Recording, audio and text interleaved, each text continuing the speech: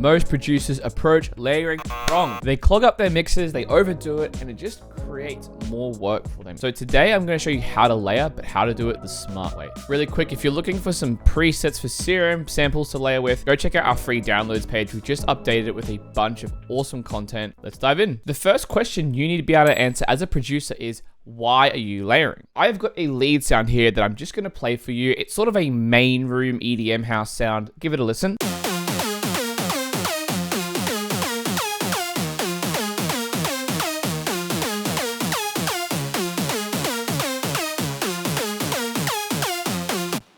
So that's it. It's a Serum patch. It's very saw based. It's got a bit of sort of pitch modulation on it, some saturation, EQ, compression, that sort of thing. It sounds good to me, right? I'm happy with it. But I feel like it's lacking something, right? And so we first identify that there is something missing. Something is missing, but then what is missing is the second part of this question.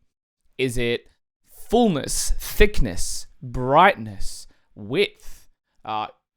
What is the word that we can at least describe what's missing? Now, I generally find no matter which word, whether it's brightness, warmth, whether it's spaciousness, whatever word you want to use, it generally fits into a few different categories. 3 to be specific. The first one is tonality. So if we were to layer something for tonality's sake, what I'm talking about is something in the harmonics of the sound, in the mid-range, in the low mids is missing, right? Whether it's harmonics that kind of add richness to the sound. The second reason is texture.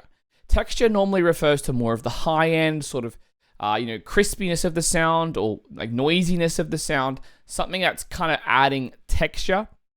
And the third thing is thickness or fullness, something to add width, add space, add fullness to the sound, maybe a chorusing or a unison type sound, right? So those are kind of the 3 reasons. Now, in this case, I feel like, firstly, it just needs a bit of thickness, right? A bit of fullness. So I would go ahead and find a sound that adds that to that. So this squishy layer here, I'm just going to play this in isolation,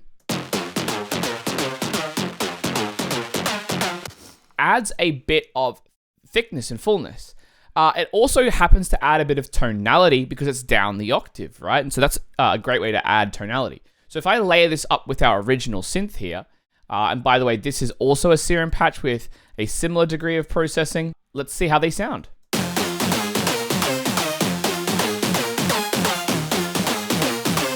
Again, without it. Now it's sounding big to me, right? So that is the first question we need to ask. Now, another one is texture. I haven't really shown how texture can apply. In this case down here, I've actually added in a transient bongo sort of layer. I called it bongo-y because it sounds like that to me. Listen to this in isolation.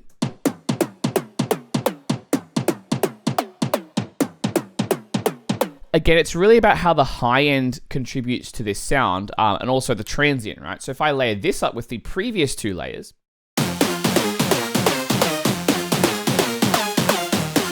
and without, and again with it, it adds that plucky texture to the sound that just adds punchiness. It cuts through the mix more clearly to me. And so that is what I would classify as texture. Okay, so tip 2 for layering the smart way is to avoid similar layers. Now, if we go back to this main layer here, I'll talk about what main layer means in a second. But if we were to duplicate this and try and just kind of make it thicker, make it bigger, like layer for the sake of layering, what the danger can be is that you make the sounds too similar. Now, if they're literally the exact same, right? Like if I just soloed 2 duplicates of the exact same sound here,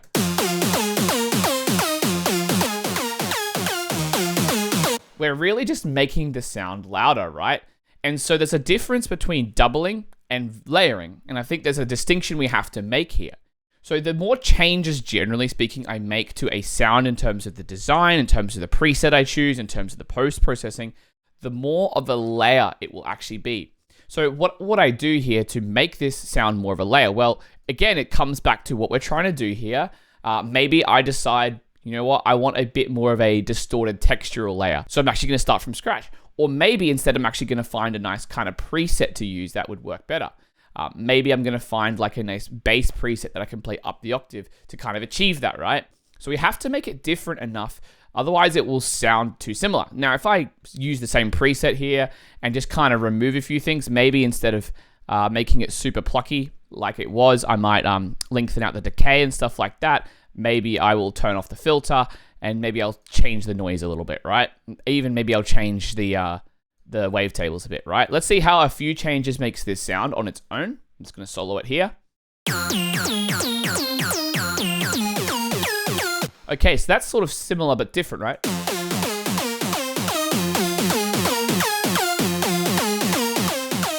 It sounds good, right? It does kind of have a bit of a difference, but again,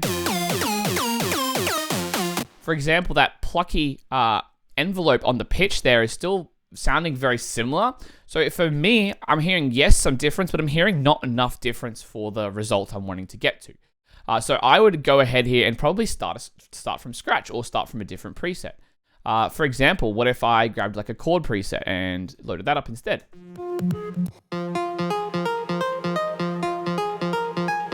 Right? That to me sounds more different. And if we layered that up with the original, I'm going to actually turn off the reverb here because I don't think we need it. Now, there's enough difference in that sound to actually hear what's going on, right? So we're layering up for a purpose here. And this is the case for all of the layers I've added here. They all have a different sound to them.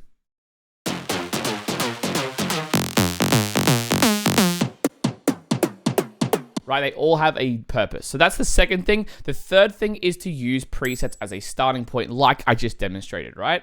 And the reason I like using presets as a starting point for layering is, one, it saves time. You know, when you're layering 5 synths together, you don't necessarily have the time to design each of them from scratch. Also, which I'll get to later in this video, not every layer is super important in the stack. It kind of is a supporting role, right? So you don't want to spend hours designing a sound that like is 80% turned down in the mix as a subtle layer. This is where presets are really helpful. And I do find that the second reason is they just inspire a different way of working. For example, this synth here, it has a similar vibe to the original one, but it has a very different role as well. And I wouldn't have necessarily got to this by tweaking from the original preset. So I think definitely grab some good presets in your style of music that you can just use to kind of layer up. I think another cool little extra bonus tip I'll mention on this point is to use sounds that are implied for a different purpose, aka a bass sound, as say a lead. So if you're layering up a lead sound, pick a bass sound, pick a chord sound, pick a pluck sound, instead of going for a lead specific preset, because you can get some really interesting results. For example, if I was to duplicate this main layer yet again, I could go into this version of Serum, load it up. Let me delete this one. I'm going to call this bass C really quick, or bassu. Apparently bassu is what we're going for. And I could actually go and find like a nice bass preset, maybe even one I've downloaded off Splice. Like let's pick a respace sound, right? I could use this as a layer as for my lead, not for my bass. You know, I could even pitch all of this up an octave in the synth and get that result. I could turn down the release, turn down the decay, shape it using my sound design knowledge, and get a cool result, right?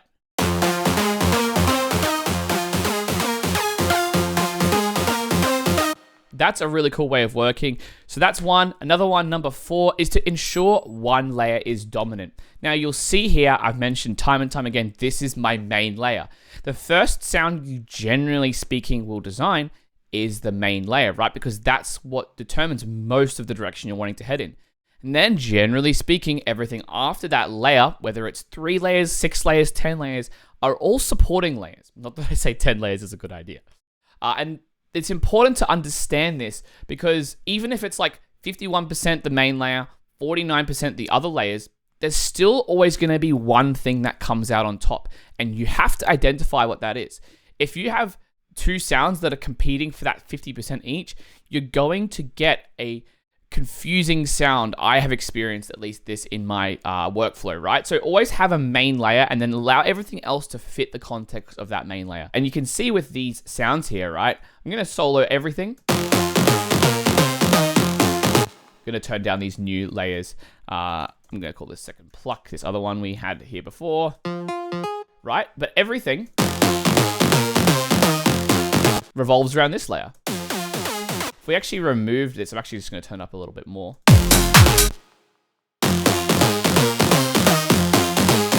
If I turn this off, sure, there's a sense of the original, but this main layer creates that main lead sound. There's obviously a hierarchy. For example, this A Friggin' Awesome one down here creates a lot of the pluckiness. Right, so that's definitely the second most important, and then so on and so forth, right? So it's definitely a hierarchy, but there's always going to be one layer. You have to identify what that is in your song, and then you can make better layering decisions. Okay, number 5, we have to distinguish between layering and actually bringing in a different instrument. Now, these are all layers of the same sound. Listening to this as one, I hear that as one instrument. But I have to distinguish that from this bass up here, which sounds like this. Right? Even though if I play it with the lead, right? I'm going to enable the sidechain on my lead so it pumps along with the bass.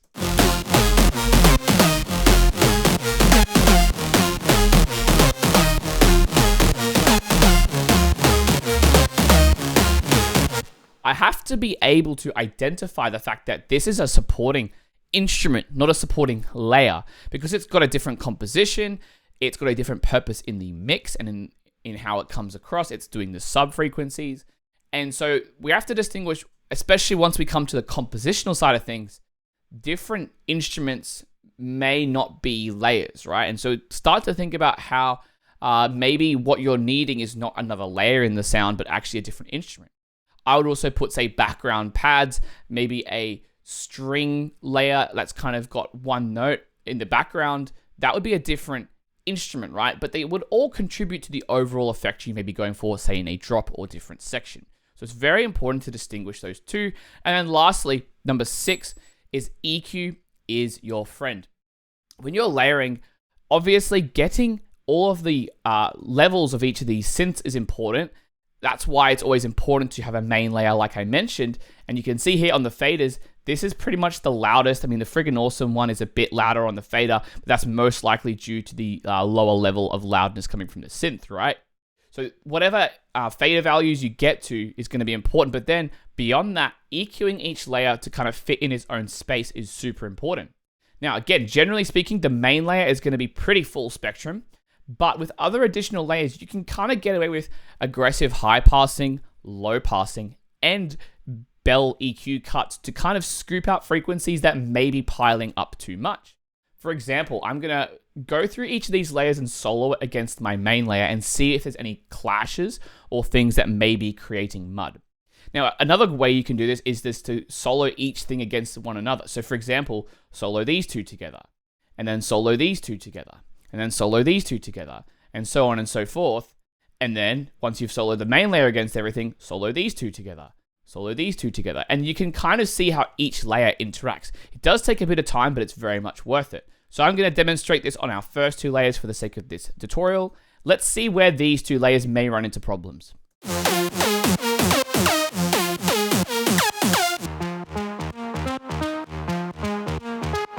So for example, I've got the same EQ by default on here. Let's just turn it off.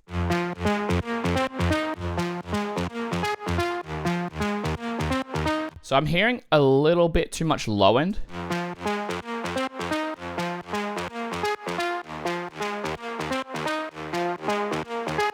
Also hearing a little bit too much of this frequency range here. And I just brought a little bit of the high shelf down. Now let's layer that up and see how it sounds.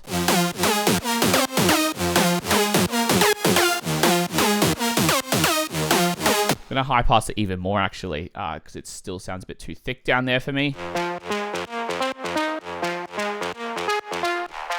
Might use a more aggressive version. That sounds way better to me now. And then I would move on to the next sound, see what's the difference there. Might be some of these low mids. Right, and so on and so forth. So EQ is your friend when layering. Get the volumes right, and then EQ each of those layers to create space, especially for the main layer, but also for each individual component of your layer stack. And number 7, lastly, is just to do group processing.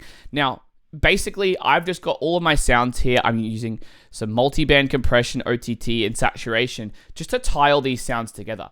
Now, if we solo the entire lead stack by itself, it sounds pretty good to me, generally speaking. I've used a little bit of reverb on this end here to give it a bit of space. But I'm going to turn it down now on the group level just because I brought it up for the sake of this tutorial. And these effects here are going to add a bit of volume. So OTT is just going to add a bit of compression all around.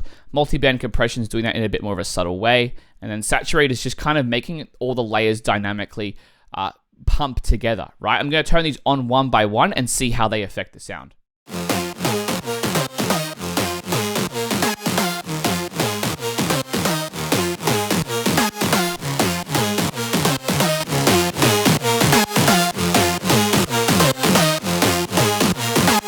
So aside from the additional loudness, for example, I'll turn down the output on the saturator. To me, there's a greater unity to the, the transients aren't sticking out as much. Everything feels like it's moving together as one layer. And group processing like this is super crucial for getting all of those elements in your layer stacks to work together. I've also sidechained it at the end here, so everything's having the exact same ducking applied to it, along with the kick. And then you can blend your entire lead stack to the other parts of your track.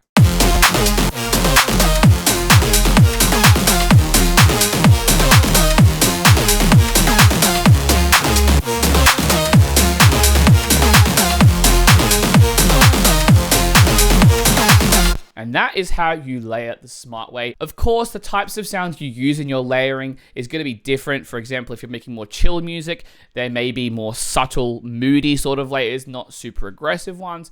Maybe more like Foley sort of layers in your sounds.